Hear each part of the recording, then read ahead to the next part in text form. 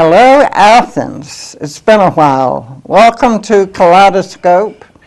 This is Nan Michael, and I'm very fortunate to have with us today guest Drew Evarts.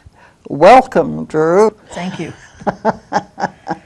Drew has been on Access several times, and once she had her own show.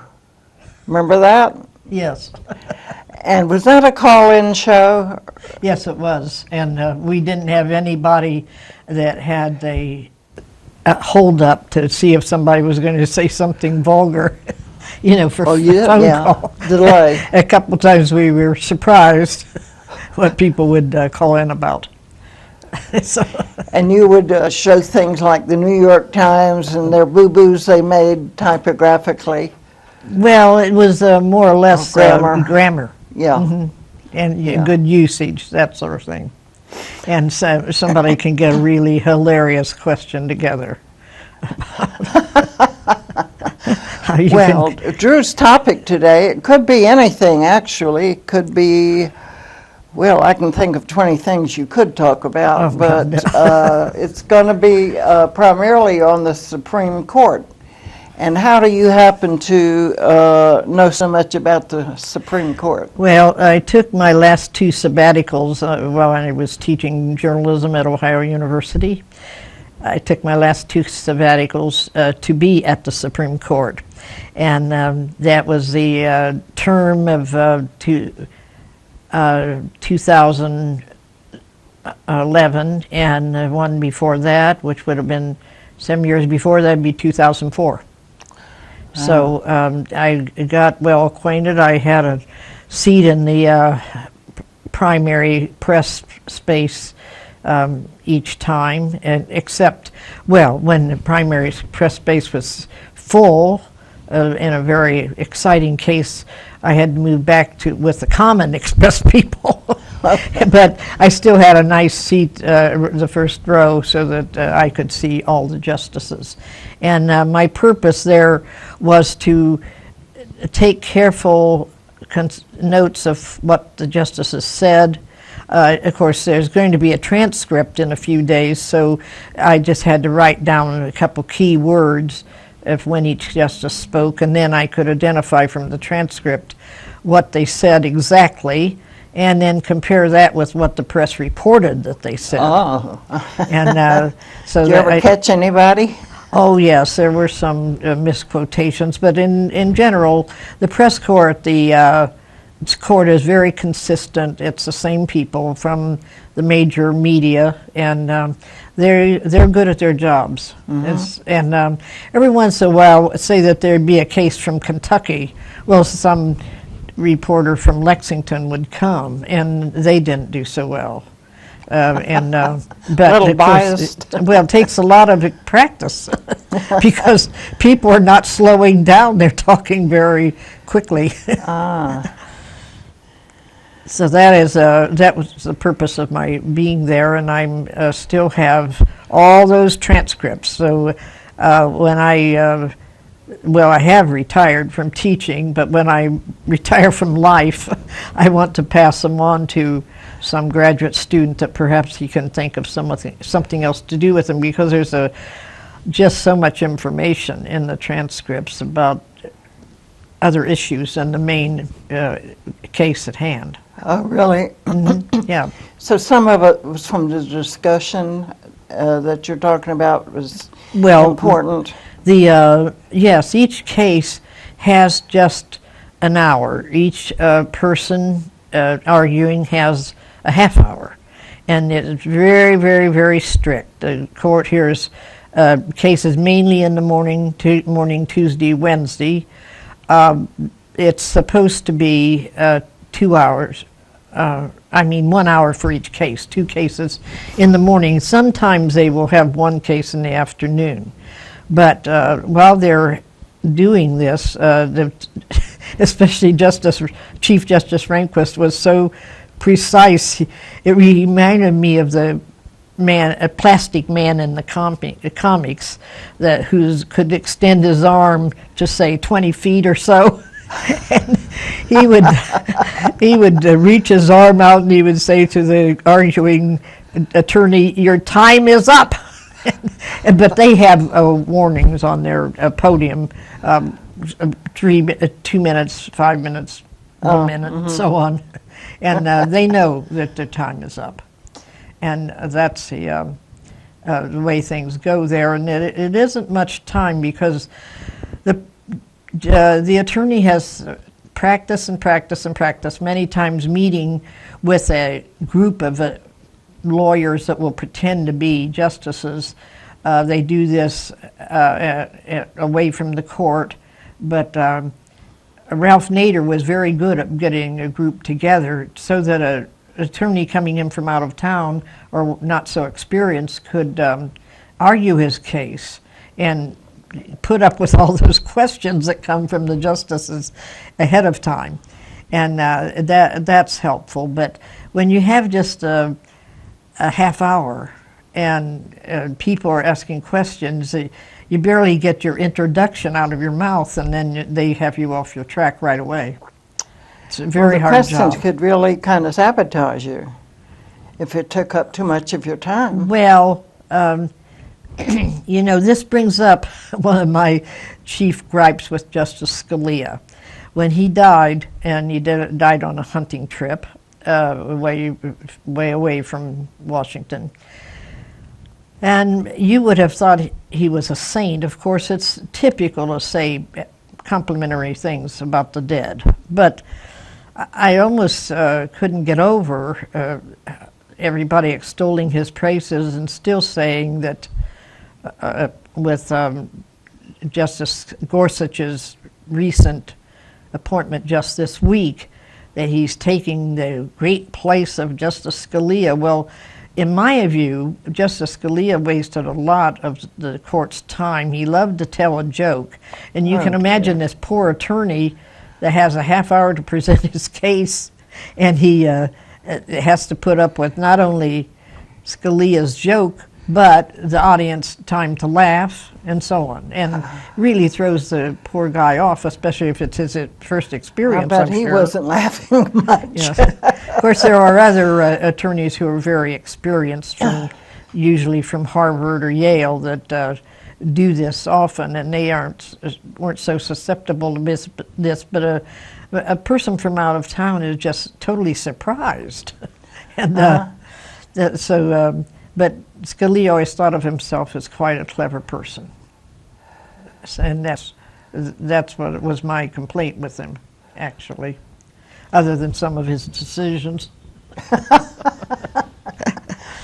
So you got to know, really to know them pretty well. Maybe they didn't get to know you as well, but you got to. Just in the court. I never met with any of the justices in their offices or anything, and I just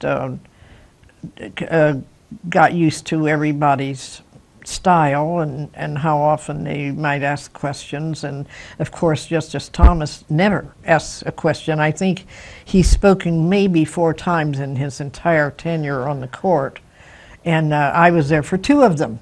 Well, maybe we could take a look at Justice Thomas. Well, yes, one thing that he was, the one time that he did ask a question, it was totally off the subject that everybody else just turned their heads and wondered what. And you said he doesn't bring many papers. No, he doesn't bring a thing, and he leans way back in his chair, and actually it's very difficult to tell if he's awake or asleep. His alter ego, you might say, is Justice Ginsburg, who comes in, or her clerk comes in before the justices begin with a stack of papers and puts them at her place. Ginsburg? Yes. And then she is usually the first person to ask a question. Somebody might beat her to it, but usually it is she. And it's very good. She has a very incisive mind. But Thomas, if he asks a question, it's way off the beat. And he rarely speaks, almost never. I mean, as I say, in 2 terms, I heard him speak twice. One time off the subject, the other time somewhat on the subject. But you can't tell really if he read the briefs. His appointment to the court really gave Scalia 2 votes because he followed him entirely. Really? It's kind of too bad they're appointed for life. Pardon? Aren't they appointed for life? Oh, yes. Yes, it's too bad that people don't get a chance to vote them off. Well, there have just been 2 black justices on the court, and the first was very, very capable. There's a building name for him, and he had all sorts of success. And he was the Solicitor General before he was appointed to the court, and he argued the Brown versus Board of Education case so brilliantly, and that's why we have integrated schools. But when they look for a replacement, and I think most people that were attentive at that time remember a woman that testified against him that he had been somewhat sexually abusive to her or making suggestions or whatever they called it at the time. But actually, she wasn't particularly believed, and I could never figure out why. Anita Hill. Yes, Anita Hill. I remember that. And and the other black justice, you didn't say his name. Well, so I'm thinking. Marshall? Marshall, yeah, Thurgood Marshall. And Thurgood Marshall had been Solicitor General before he was appointed to the court. And he got his big reputation by arguing Brown versus Board of Education. And he did a great job on the court. Everybody respected him. And I have never been able to figure out exactly how Clarence Thomas got chosen. And he has spoken, I don't know, they keep track 4 or 5 times. And I heard 2 of them, but he's... Well, those were against Anita Hill, probably. No, I mean, no. She was long out of the picture by that. I mean, in cases, he's spoken 4 or 5 times. And he comes into the court with nothing, no briefs or anything. You really don't need them. I mean, of course, Justice Ginsburg has read all of them, but she has her stack brought in and put in her place anyway every time. And he comes with nothing, and he just leans back. Every justice has the right to pick his or her own chair. And you can have a chair that would be totally different from all the others. They aren't looking for a match in the furniture at all. They're looking for your comfort. And and I think that Thomas must have chosen a chair in which he could sleep.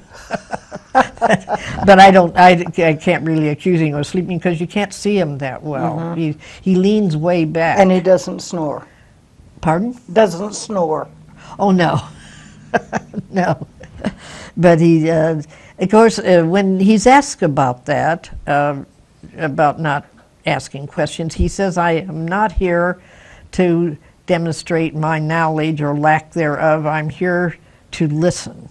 And maybe that is a view, but only 4 or 5 times in the years he's been there, which is since... I don't have the years on here, but anyway, it's many of years.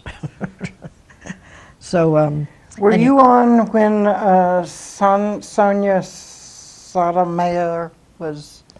No, came on. All 3 of the Sonia and Alina Kagan both came on after my time, but I did see.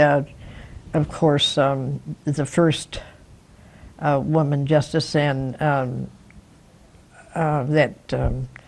she resigned because her husband was so sick, and she even started bringing him to the court. He had something like a dementia, I guess, and she even started bringing him to the court because evidently he wasn't comfortable with somebody else at home and so on. And then she resigned. He died about a month later. And so it's too bad because she was such a great person on the court. Oh. And then, of course, I was there when Ruth Ginsburg joined the court. She was already on the court. So now there have been 4 women, and one of which is retired. And so I think someday there are 3 women on it now. I think the next appointment surely should be a woman, because that would be 5 and 4. And the following one should be another woman or someone soon after that, because there are more women in the country than men. Right. So if you have 9 people, 5 should be women. And despite how they voted. Well, women don't necessarily all vote alike. No. So they, but once in a while they'll have a case that they think women, for instance, the Hobby Lobby case that it had reached great fame a few years ago. I think it was in 2014.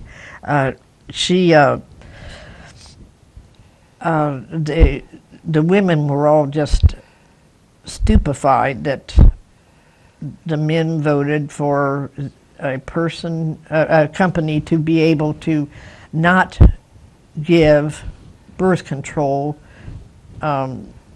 information and products if it was against their religion, the owners of the business.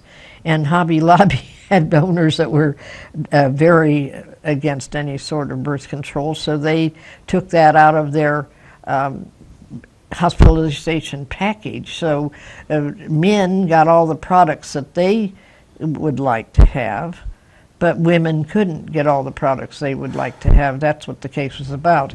And the court found for the company rather than for the women, and all 3 women justices were just about to croak over this. They were very, very critical of people not wanting women to be able to run their own lives. And that's been a big issue. Well, and it was, let's see, Anthony Kennedy John Roberts. John Roberts was the one responsible for Parents United, right? Well, he's also the chief. When in my day, Rehnquist was still chief, and Rehnquist served many, many years, and really more than years than he should have. That's one thing the court is bad about. It sometimes lets a justice, it's a lifetime appointment, as we're all reminded with this going on now, because Trump has the possibility of appointing about 3 justices, and they'll be ultra conservative. And nobody knows, of course, now, including him, that he could run for a 2nd term and win, but say that he would. Many presidents do, but some don't. The first George Bush didn't have 2 terms, for instance.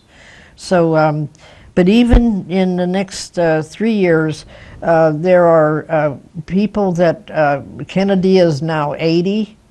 Thomas is 70, Ginsburg's 85, Stephen Breyer is 80, and there are retirements that could be coming up.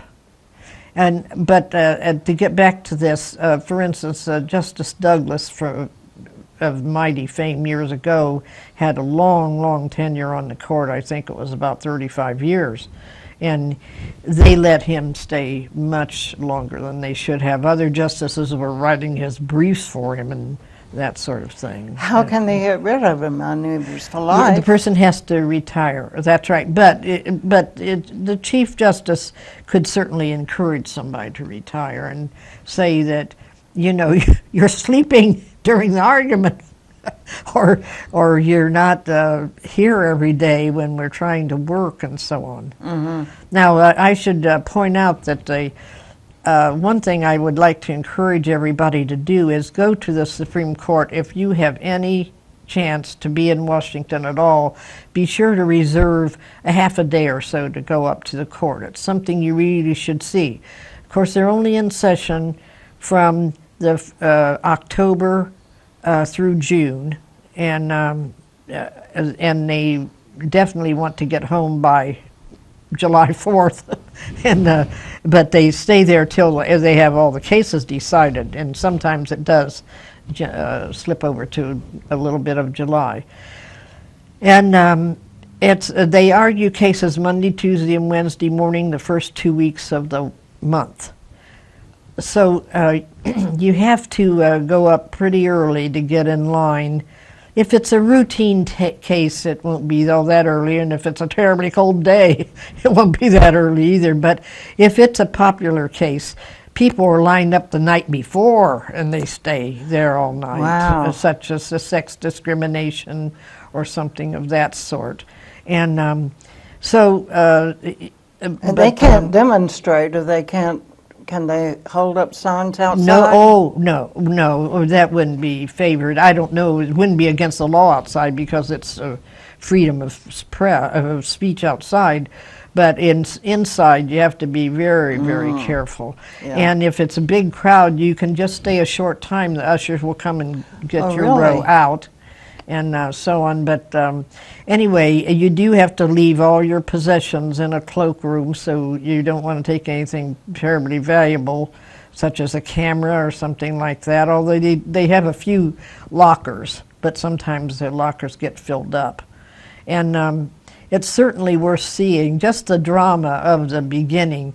At exactly 10 o'clock, the bailiff says, "Oh yeas, oh yeas, oh yeas," the Supreme Court and so on come into order, and the justices, who are all in black robes, emerge out of this black curtain in 3 different places. The center is the chief and his 2 senior justices, and then the other 2 are the other people. The seating in the courtroom is by your seniority. The senior justice is to the right of the chief, the next senior is to the left, the next senior is over to the right, and so on, until you get to the end of the row on each side. And it's very dramatic, and it's and very, very, very orderly. And there's only special places for lawyers, and they if they don't fill that up, the ushers let some of the unwashed masses of the public sit there too. And quite a few people can be seated. I don't know, I've never heard exactly what the seating is there, but I imagine 300 or 400 people can be seated, maybe closer to 300 at a time. And if it's a very, very busy day, they will just ask this row and that row to go on back out, so that the others can get in if they've been in the line. And it's certainly worth seeing. I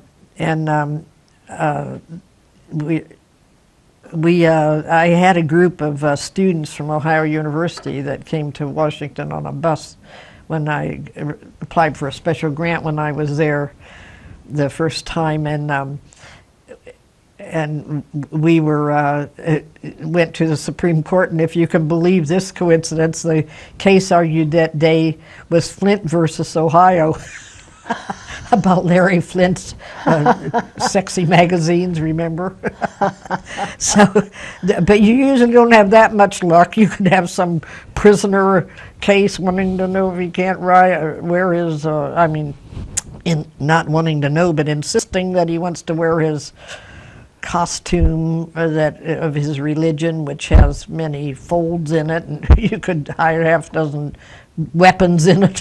So the cases of that sort also are pretty common. So not every case is extremely interesting. So recently, there were, 8 or evenly divided? There were 8 justices. That's right. And the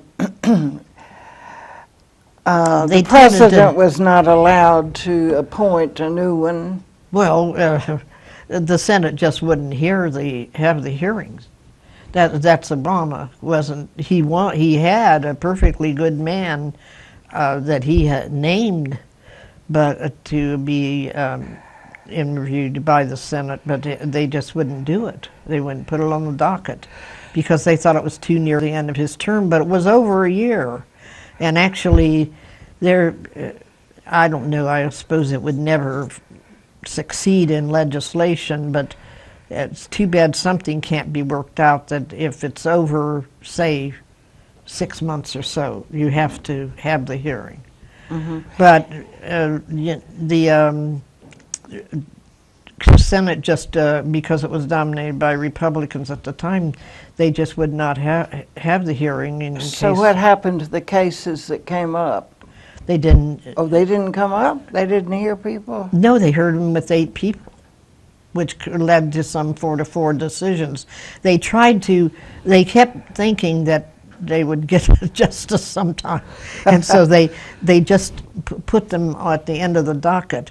There are something like 7,000 to 8,000 cases proposed in a year, and the court can hear possibly somewhere between 45 and 55. And they have spent a lot of time deciding which ones they will hear. That's some of the things they do when we think they aren't doing anything because they aren't in session. But they have a lot of deciding on what can be heard, and also later what the decision is on what has been heard. And nobody is allowed in the justices' chambers. Arguing chamber at all when they meet by themselves. Not even any sort of a waiter to bring in the coffee, and nothing, nobody. So Stephen Breyer was the junior justice for 18 years. There were no changes in the court, and he had to go to the door and get the coffee every time it came in, or the lunch or whatever. And so he labeled himself as a servant. But anyway, that's the way they handle that. It's very, very, very closed. And even their own clerks, outstanding law school graduates of the year that get a clerkship with the Supreme Court justices, even they can't come in when the justices are deciding. Have any of the ex-justices written a book? Pardon? Have any of the ex-justices written a book? Oh, yes, that's common. There's several. Well, there aren't that many to write books. Well, no, I know, but it's not unheard of. I think there are several books. They wouldn't do it while they're serving. Pardon? They wouldn't write the book while they were on the court. Oh, no, they wouldn't have time, I don't think. It would be afterwards. Yeah, it'd be afterwards. Of course, many books that you see by famous people are not written by them. I know. They're just written by hired hands writers, that don't mind giving up. I mean, I personally have written and edited a dozen books that are... Is your name included? No, I say, I'll take the money, you take the credit. But now sometimes the other writer is there. And so that's that's very common, and it'd be extraordinary for a person in a very busy job to have the time to really sit down and write a book. Yeah. But anyway, I wanted to mention that the country is divided into 10 judicial districts. We're in the 6th. And almost all the cases, not all of them, but the great majority of cases in the Supreme Court are either from the 2nd District, which is New York, Rhode Island, not Rhode Island, New York, Connecticut, and that's it for the 2nd District. And then the 9th District is humongous. It has Alaska and Hawaii, as well as Washington, Montana, Oregon, Idaho, Nevada, California, and Arizona. And what do they base that on? Well, at the time they made this up, of course, there wasn't anybody living out there. Oh. And the first districts were very small because all the population was in that part of the country. But they did, 6th district is not very large. It's Ohio, Pennsylvania, and Kentucky, and Tennessee. So and most of the ones in the Midwest will have maybe 4 or 5 states, except in the real Midwest, it's scarcely populated states, North Dakota down through Arkansas. That's the 8th district, and that's much bigger. But the 9th district is ridiculous. It's big, and of course California has so many cases come up, and so people are pressing to get that split into 2 districts because it's just almost undoable. And that's why so many cases are from there, it seems, because it's such a high place. When there were only population. 8 people on the Supreme Court recently, how did the voting go on were there any important cases? Well, if they could agree, and they had a couple that were 8-0, and 7-1, things like that. But there were a number of cases that would have been 4-4. They either decide to decide them later, or they let it go back to the appeals court from which it came. There are 2 routes to the court.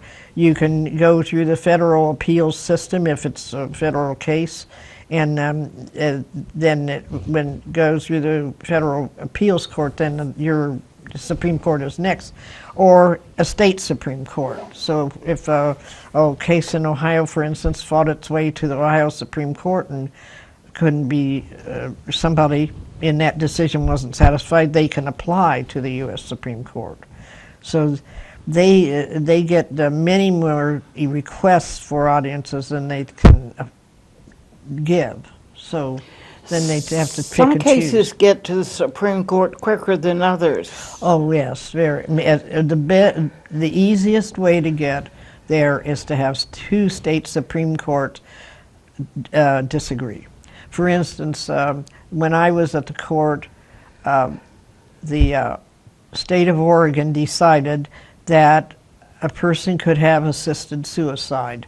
That was okay. If you were sick of this life, if you were going to die anyway of a very painful death or something like that, like cancer, and you could choose to have your doctor assist you with a dose of whatever he or she would decide, and you could arrange a death like that to deliver you from this, and but then New York said no, they aren't going to do that, and so when the 2 cases disagree, and that was argued when I was there, both sides had some wonderful arguments, and actually the court found for the New York argument that in fact, one thing that worked against it was that this is available in the Netherlands. And some people say that some grandmas and grandpas are kind of ushered on into the next life because the family wants their money. Yeah, that's the danger. That's what they said. Well, that was a very interesting day, because all sorts of people who were disabled came to that hearing, and they were lined up outside in their wheelchairs and so on, and they created a tremendous seating problem because they had their own seat, and the seats in the Supreme Court are not movable. They're attached. So this was a big problem. And then they had arguments that day in the morning and the afternoon, and all these people came down to the lunchroom, and they had, and that was another thing. They had to take the the chairs in the lunchroom and stack them in the hall because people had their own chair. It was not handicap accessible. Well, yes, that's why they had Well, their chairs. what I mean is, in our society, sidewalks and buildings are handicap accessible so they can roll easily the wheelchairs sure. in and around. That's but yes. the Supreme Court is not. Well, sure, that's why they were there. But I mean, they weren't used to that many people wanting in the court itself to hear the case, but it's perfectly accessible on getting in there, and they all were accommodated in the dining room simply by getting rid of the dining room chairs, but you can't get rid of fixed chairs in the courtroom. And so anyway, but that case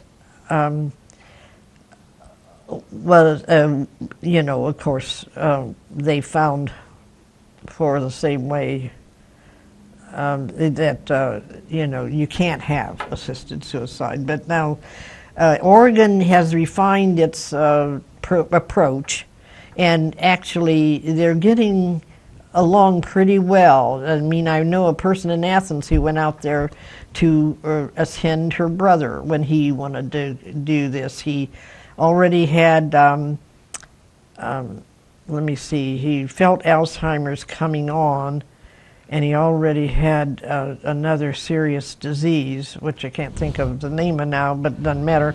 And so he had a big dinner, 50 people came, they had a lot of fun, and then his sister, who was a person from Athens, his wife stayed with him, and his high school friend, and they talked, and if you take nothing but water, you last about 5 days. If you take food and water, you last about 10 days. So he chose a nothing but water route. So they can't have doctor assisted? It wasn't doctor assisted, but was purposeful. You do have to go to some city office and sign up for this. It was purposeful death, and but by natural means, that is depriving yourself. Yeah. I suppose you could do this in secret too if you really wanted to, but he wanted he peaceful, nice he registered pill for it. To Yes. go off. Yes, he didn't want to spend the rest of his life suffering from 2 diseases, and his friends understood, and but many people want this spread farther so that people don't have to sit around, you know, in nursing homes and so on. And not everybody has money for a trip ticket to the Netherlands. Right. That's right. Well, anyway, that's the, we're about to run out of time here, so. Now, what has happened since we have a new justice on the Supreme Court? Well, he just started. He has heard one set of cases so far. Have they? Yes, it's just this week he started. Oh. Mm-hmm. And so naturally there are still people that didn't want him chosen by such a conservative president, but that's what we have now, that is conservative about this anyway. And so there was no way you could get around it, and he had a right to have a Senate hearing, and the Senate being majority Republicans, it wasn't hard for him to be approved.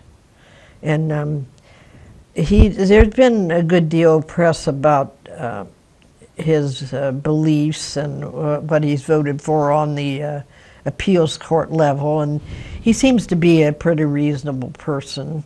And he does? Yes, but on the some of the really edgy issues, he's with the more conservative by far, and so we'll see how he does. I think he'll try to not be too controversial right at the beginning, anyway, and but I think he is a true scholar. He has a very good record for thoroughness and studying the situation. What is, there's objection to him on CNN, and I was just wondering, is it that he is racist, or I didn't get that impression. Did they say that? I don't know what the objection to him is specifically. Well, I'm not sure either. I've read some things about him, but they don't come to me right at the moment, so I'm not sure about that. Well, I think the worst thing that the court did, and I guess that's John Roberts, was Parents United, because that started the whole nightmare. Well, yes, and that's the and the Hobby Lobby case. That's the one about the family not having to, what the family believes is, what is good for everybody in the company, and people really objected to that one. So, anyway, one thing that's interesting about the Supreme Court, that it's dominantly Catholic. Now, but the day was when you had to be a Protestant to be on the court. There were no Catholics, there were no Jews. And now there are 5 Catholics and 3 Jews, and then this new guy is an Episcopalian. But he was born a Catholic. But he goes to the Episcopalian church now. And for instance, Breyer was born into a Jewish family, but he claims he's nothing. And then I don't know how many other are extremely faithful to what they were born to. But anyway, but the Catholics, Scalia was a big Catholic, and Roberts, Kennedy, Alito, Thomas, and Sotomayor are all Catholics. Well, the Catholics vote against pro-choice. I imagine, but I can't. I don't want to say that I haven't looked up all their records. But one would expect, yeah, but of course, with the number Scalia, on there, it must not be 100%. Well, Scalia definitely was against pro-choice. He had 9 children, and he thought everybody should have lots of children, and so on. And so he brought out his religion more than the rest do. I don't know if the rest even mention it. Did you get to any of those White House press hearings? For when I was in Washington? Well, of course, I was a good friend of Helen Thomas, and I went to the White House, press room. You went with her? Yeah, but Helen Thomas. Yeah, and now, of course, she's died now, but anyway, and we have several of our graduates of our School of Journalism that have become White House correspondents, too. So it's no big trick. Even when I was in college, I had a friend and I were given a trip to New York and Washington for everything journalistically significant, and that was my first time. It was about a month after the attempt on Truman's life by the Puerto Ricans, and so they had closed everything down, and they wouldn't allow anybody to come into the press room at the White House at all, but we got in with our graduate from here that was the AP correspondent at that time. So we were the first non-active press people that got to be in there after that assassination attempt. So Anyway, that's the. How long were you a journalism professor at OU? 35 years, but 25 years? 35. How many? 35. 35 years. I didn't retire till I was 78, but I had worked at a number of papers before. I worked at the Akron Beacon Journal when I was just in high school, and then I worked at Miami Herald later, and Chicago Tribune, and then of course even after teaching, I went on academic vacations when we used to have the 6-week vacation at Christmas time, from Thanksgiving to New Year's. I worked at Scripps Howard News Service in D.C. All those vacations, and the time between the end of summer school and September. This time was the end of the first session of summer school, so about 6 weeks each time. And so I did that for 22 years, and I often went up to the court. Those times they always are very welcoming to somebody they know, you know, in the newsroom, and they were very good news secretary. Have only been 2 of them, two different women, and the first one died. She smoked so much, no wonder. You aren't supposed to smoke in the building or in any federal building, but the justices smoke in their offices, and she smoked in her office.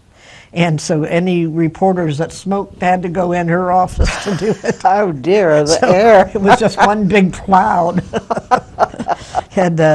But she was a very good head public relations person, and the one that's there now is excellent. Make everything available to the press.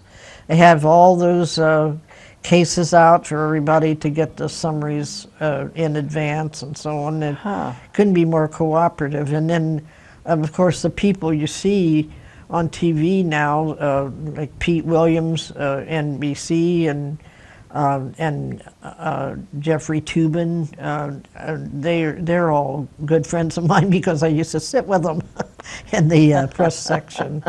But so I keep up. In fact, I'm hoping to get Jeffrey Toobin here for a graduation speaker as soon as I get him nominated. And he'll really be interesting. You see him a lot now on CNN, but he's still covering the court for his main base is a magazine, but he's at the court a lot, and he's a lawyer. He knows the ins and outs of the law. So, well, how did you very first get interested? Because if you were with that newspaper in high school, you had some history. At that point, well, I was editor of my high school paper and my high school yearbook, and then I knew I wanted to study journalism, and I just went to the Akron Public Library and looked up in a book what people could major in different places. I don't know. I mean, I'm sure the librarian helped me find the book. I wouldn't know the name of it. It's a reference book, of course. And I looked in there, and Ohio University had so many more checks than any other university in Ohio. Wow. Only Kent State taught some journalism then, and I think Ohio State did, but Ohio University had all the checks. That's why I came here. And then I just I became very, very, very close to the founder of the School of Journalism, George Starr, last year, because he picked me out as his grader, because he taught a very tough course called Introduction to News Writing, and it was really mostly about grammar, so that you get it, so that you write it correctly, if you That's right. Well, didn't she write a book on grammar? Yes, for precision language.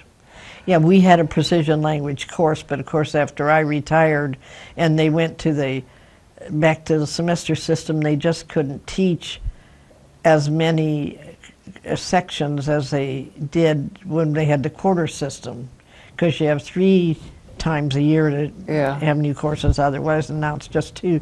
But they still are teaching it somewhat, but they're excusing the people that had very high scores on the GRE, not the GRE, but the SAT and that sort of thing. And really, I don't look at the precision language course that way. It isn't for numbskull language. It's for making good people better. Oh. And I want everybody to be the head of the class, not Polished. just wondering what if it's dem or does, So that's was the question there, and they do have somebody teaching it, but she's never consulted me. I have no idea what the procedure is. She's never consulted you. Well, I always think if a person doesn't have a question, they aren't very good. But,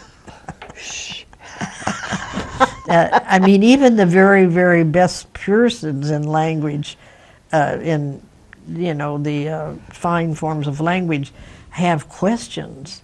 In fact, there's a group that meets every year. I think it's still at Indiana University, and they decide that some of the things that get very common, maybe we should accept it.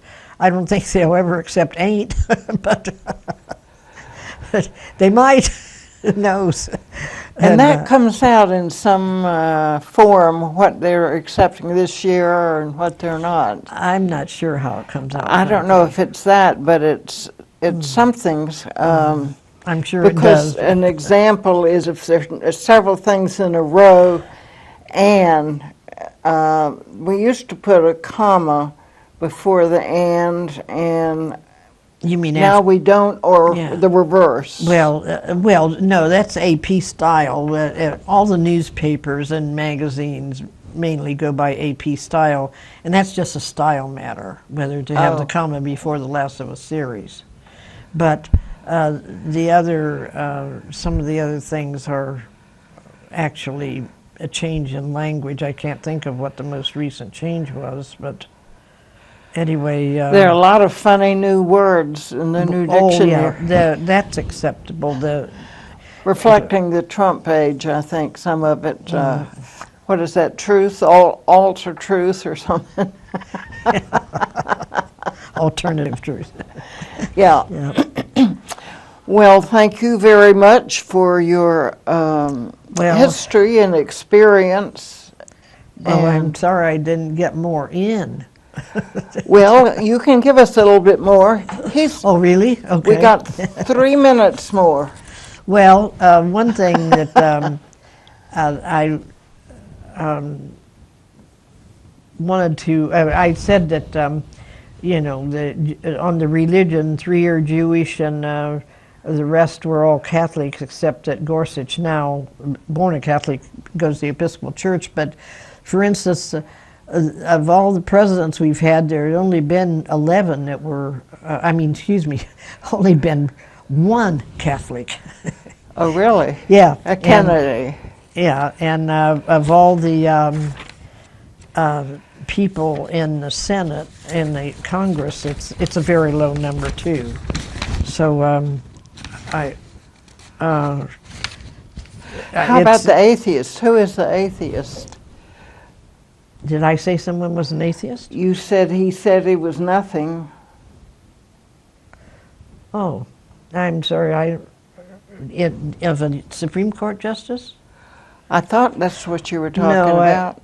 Well, I think Breyer said that about himself. He was born. That's what I meant. Yeah, Oh, yes. they were. Yeah, he was born Jewish, but he said he really doesn't observe it now. Now, there are non-observant Jews, and there are people that wouldn't have 2 kinds of food on the table at the same time. It's a big range there. And anyway, that... I think in summary we can say that picking journalism as your major has led to a very exciting life. Your whole life continuing even. Yeah, well, that's right. But anyway, I would like to repeat again, be sure to go to the Supreme Court if you have a chance. And it is sometimes waiting outside in the cold or the sun or whatever, but it's still worth it. And you just hope that they will let you sit there long enough that you can really drink in some of it. And some days there is no change. They let the whole crowd sit there the whole time. But other days, if it's some big, well-publicized case, you do have to move on. It's still worth going up there. It's very easy to do, and you just park where you can and and get out and get your feet in the door. Thank you so much. Thanks so much, Drew. Till next week, Kaleidoscope.